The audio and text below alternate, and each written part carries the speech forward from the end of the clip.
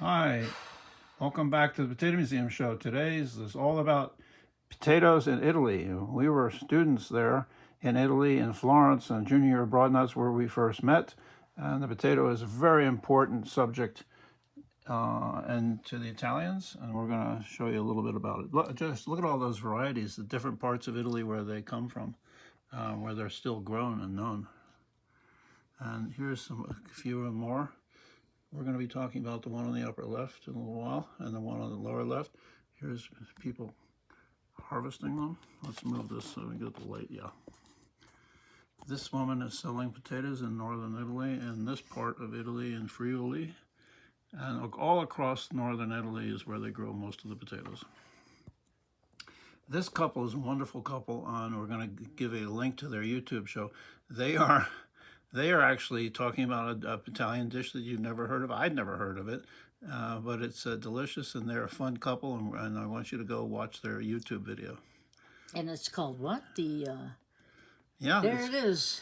Frico con patate.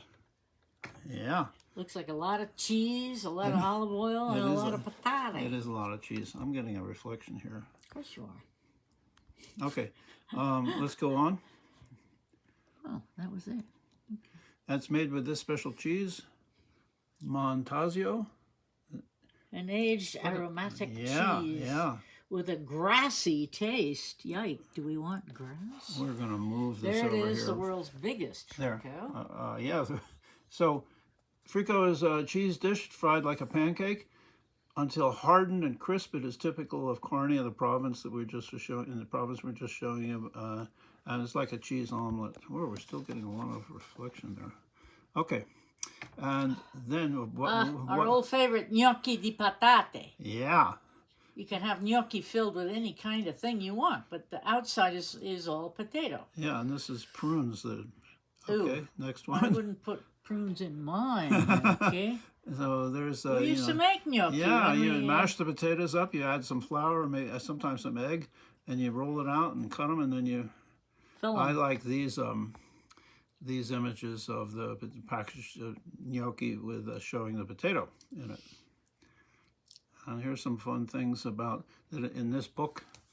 This is a book on the whole subject of how to store potatoes properly, and I think this is such a great graphic on the cover. This is all about taking care of potatoes and storage. He looks like a real dude. Yeah, he does, yeah. But these little people, it's hard to see. And then this is showing that in storage you have to have the proper temperature. You have to take care. You can't get them too hot, can't get them too cold. They need plenty of ventilation. And this one is great because it shows that the potato is a source of starch for industrial cooking uses, and also zucchero, sugars.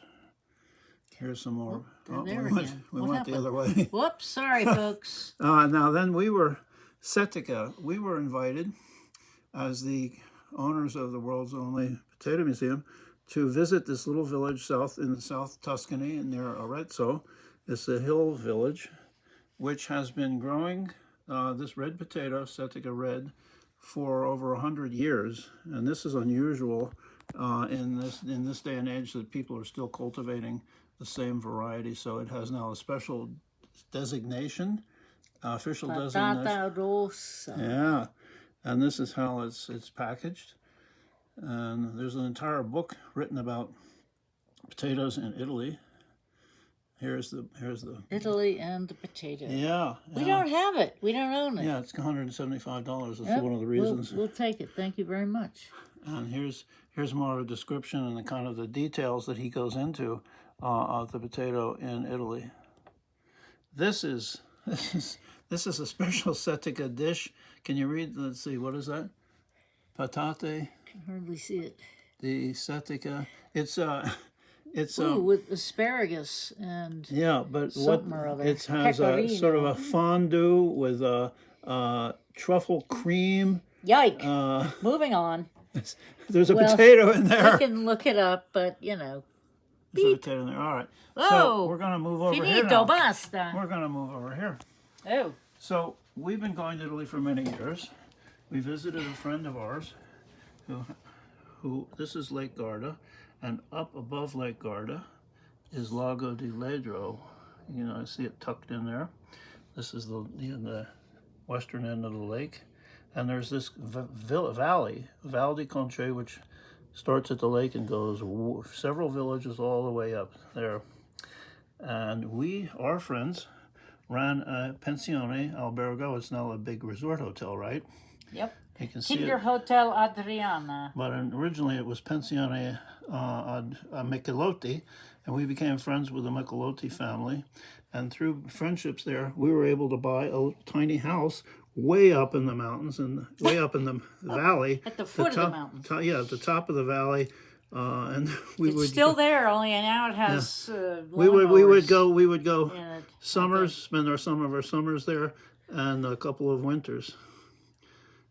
So the Signora Michelotti, Adriana, which is now the name of the resort now, Resort Adriana, she was demonstrated making gnocchi for us, and she started with mashing the potatoes, and we had a big collection of mashers, and got one of the exact kind that she had made for us by the local ironmonger. So there it is without its handle.